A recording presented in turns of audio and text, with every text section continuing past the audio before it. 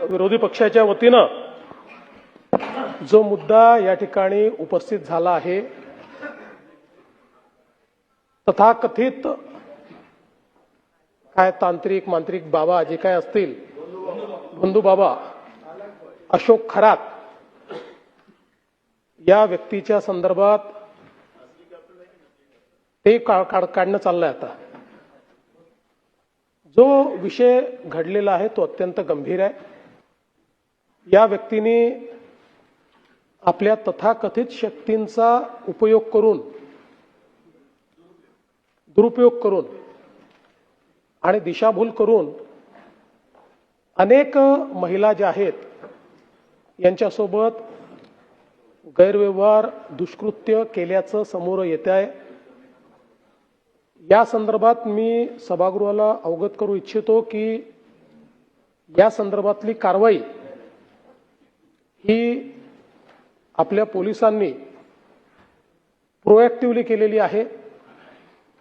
याचा ट्रॅप तयार करून ती केलेली आहे. यामध्ये महिला इन्व्हॉल्ड असल्यामुळे त्यांची फसवणूकच झाली होती, पण त्या समोर याला तयार नव्हत्या. त्यावेळेस त्यांचं योग्य पद्धतीनं त्यांना धीर देऊन आणि अशा पद्धतीनं आता काही महिलांनी तक्रार केलेली आहे. उर्वरित अजून काही महिला या संदर्भात तक्रार करतील. मी केवळ आपल्याला एवढंच सांगतो की या संदर्भात कारवाई जरी आत्ता झाली तरी देखील याची तयारी आधीपासून सुरू होती. त्यांच्या अटकेच्या अगोदरच म्हणजे साधारणपणे 10 तारखेला 10/3 दुसऱ्या जिल्ह्यातनं आपण एका कंप्लेंटचा उपयोग करून त्यांचा LOC देखील काढून ठेवला होता की त्यांना बाहेर पडता येऊ नये. त्यामुळे या संदर्भात पूर्णपणे कारवाई आपण करतो. मी या सभागृहामध्ये उद्या याचं डिटेल निवेदन करीन, कारण आजही चौकशी चाललेली आहे संपूर्ण प्रकरणाचं. आणि म्हणजे दोन्ही बाजूला माझी विनंती आहे की हा आपल्या कोणाही करता राजकारणाचा प्रश्न नाही आहे, हा महिलांच्या डिग्निटीचा प्रश्न आहे.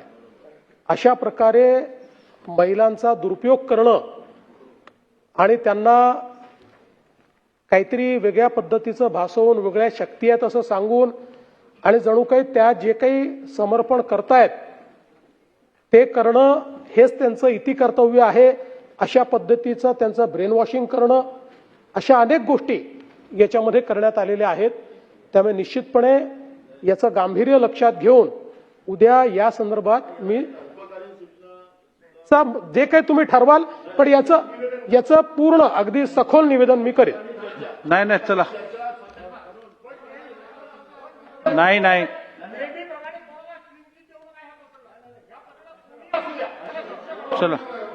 चला पुढे जाऊया. मी नेहमी क्लीन चिट देत नाही.